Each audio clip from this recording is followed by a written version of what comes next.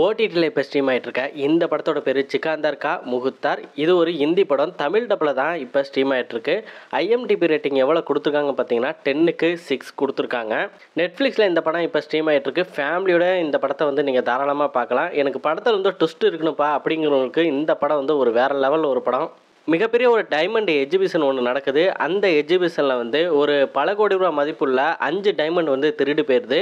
அந்த 5 டைமண்ட் வந்து ஒரு 3 பேர் தான் திருடி இருக்காங்க அப்படின்னு நம்ம போலீஸ்கார் ஜஸ்வந்தர் வந்து விசாரிக்கிறாரு அவங்கள. கடைசியாக இந்த 3 பேர்த்தில் யார் அந்த டைமண்ட் வந்து திருடினாங்க, எப்படி திருடினாங்க அப்படிங்கிறத கண்டுபிடிக்கிறாங்களா இல்லையா தான் இந்த படத்தோட ஸ்டோரி.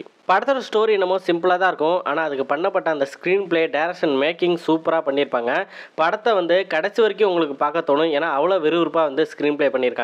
இந்த படத்தை நீங்கள் கடைசி வரைக்கும் பாருங்கள். அப்போ தான் அந்த ட்விஸ்ட்டை வந்து உங்களால் என்ஜாய் பண்ண முடியும். தமிழ் டப்பிங்னா பார்த்தீங்கன்னா நீட்டாக பண்ணியிருக்காங்க. டைலாக்கும் ரொம்ப நல்லா எழுதியிருக்காங்க. சினிமோட்டோகிராஃபியும் ரொம்ப நல்லா இருக்குது. இந்த படத்தை மிஸ் பண்ணிடாதீங்க. நெட்ஃப்ளிக்ஸில் இப்போ தமிழ் டப்பில் ஸ்ட்ரீம் ஆகிட்டு இருக்கு.